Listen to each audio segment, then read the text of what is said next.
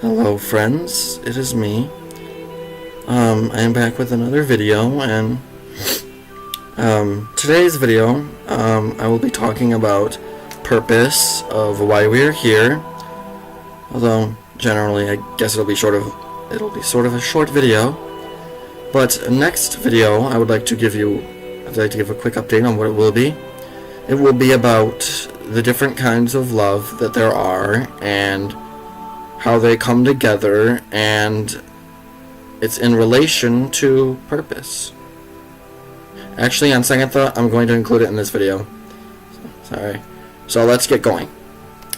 The purpose of why we are here is actually what we are. We are love, so our purpose is to shine our true lights.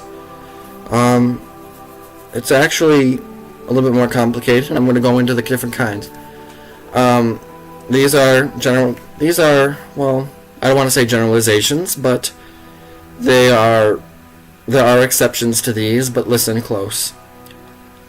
I think women are viewed generally as more nurturing, more caring, more providing for other people, so they show a lot of outward love.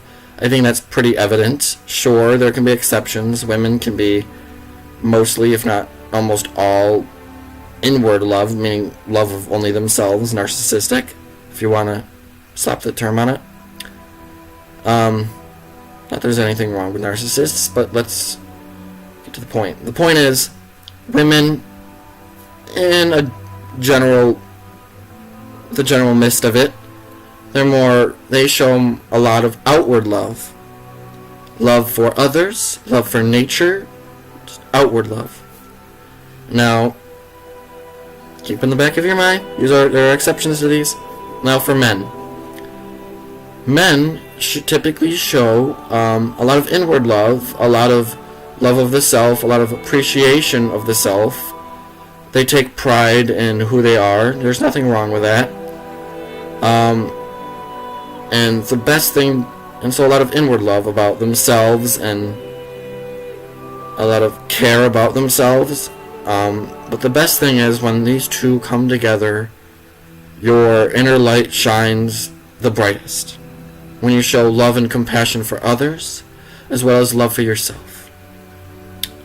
Now, I'm going to admit that for me, I show love to others very, very well. I'm a very compassionate guy. I care about everyone out there. I only want the best for them. But I will admit my inward love is a little bit lacking. Or not lacking, but very, very weak. I don't typically love myself. That is why I'm going to be honest with you. I view my purpose as returning to the place I mentioned in the last video where we will be after we die. Which is where to remind you, all of us are inside, our true selves are love. Love encased in a human body. Just pure love. So when we die, we shed our human bodies, and we all come together with all the love that exists ever in existence. All of it. All the love you can possibly imagine. Both inward and outward love. All of it. Not one bit excluded. All of it. We merge together to form one. So for an analogy, imagine a small bucket of water. When you look at the bucket of water, you do not see individual droplets all next to each other. You do not see millions or thousands of little droplets standing right next to each other in a line. You see them merged together. Now, to describe what happens to us after we die, imagine you are a drop of water in an eyedropper. One drop of water. There is that bucket of water all together. If you squeeze out that one drop, the drop falls, hits the water, and joins together. So instead of being one individual droplet, you are now in unison with the water in the bucket. That's just an analogy, but maybe it'll help clear things up and help you understand what I meant by that. So for me, back to what I feel is my purpose. My purpose is to join together, to become one with the bucket of water, metaphorically. Now, a lot of you may be thinking, well, doesn't that mean you'll die? Yes, it means I am working towards death. I do not view death as wrong or sad. Well, not wrong is not the right word. I do not feel it as sad. I do not view it that way. I view it as what will help transition us from this stage, from this life, which we are here to spread love in all forms, but to be controlling in our love is key. So that's why self-controlling is key. I'm not saying, when I say that, sometimes people may say, well, there could be lust or love of the flesh, which could lead to some pretty terrible crimes. I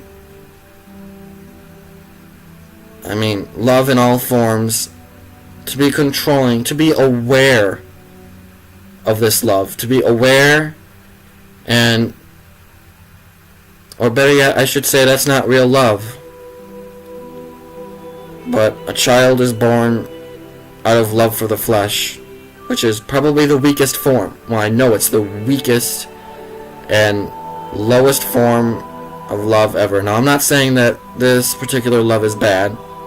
I'm just saying it's not real.